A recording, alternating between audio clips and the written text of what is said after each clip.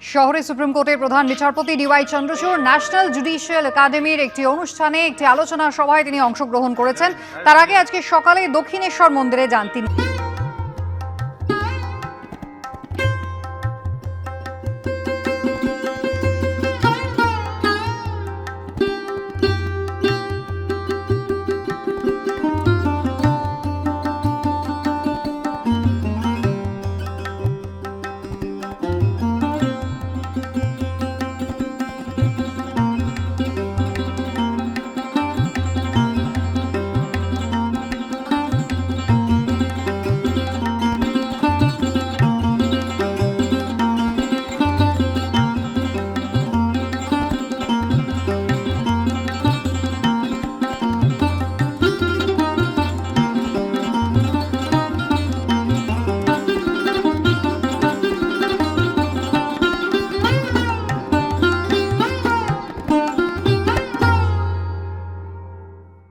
Regard yourselves as people who are there to serve others, then you bring in the notion of compassion, of empathy,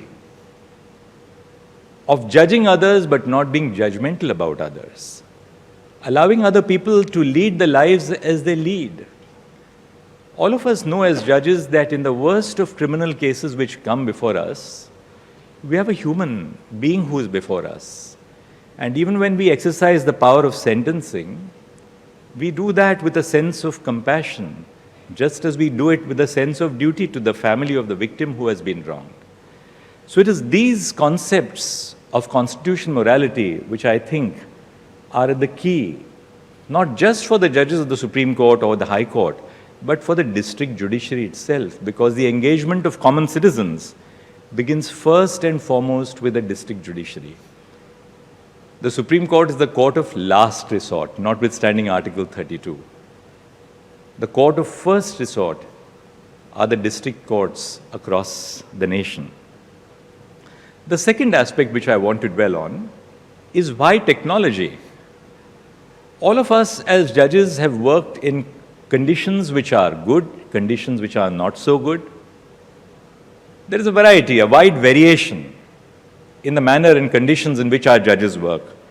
What is the relevance of technology to common citizens? The reason why I thought I must mention this, which is the second theme of the conference, is that our mission towards technology, which I have really advanced as almost a mission of my life over the last 5 years that I've been chairing the E-Committee of the Supreme Court, is not that we want to modernize the Indian judiciary for the sake of modernization. Modernization is ultimately a step in aid of something else that we want to achieve. The government expends large funds on modernizing the judiciary, and technology is no exception. Phase 3 of the e-courts project, Justice Bindal is going to chair that session, has an outlay of 7,000 crores. Now, what is the purpose of this 7,000 crores to the lives of common citizens? That workman whose services have been terminated, the tenant who is being evicted,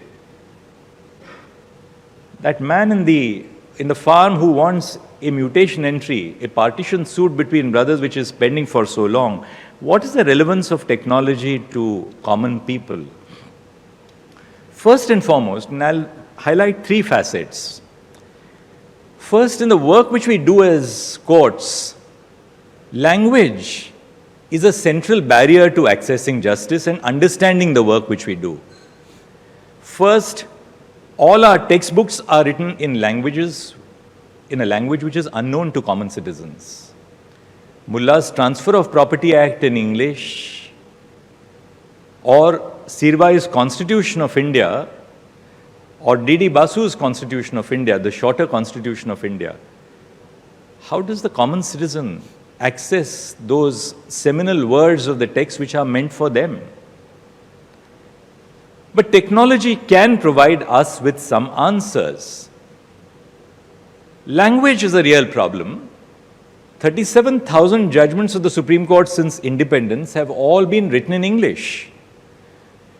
But these judgments deal with common citizens' problems, that right of maintenance to the woman, the right of someone who's accused of an offense under section 498A to seek bail, the right of a person who's subject to a very serious offense to ensure that the offender is tried in accordance with law expeditiously. Now, technology has enabled us to translate the judgments which we are writing, and I'm glad that this mission which we began in the Supreme Court of translating, we have translated over 51,000 judgments. As I said, there are 37,000, but we are translating the judgments of the Supreme Court in every language which is recognized by the Constitution, including Bangla.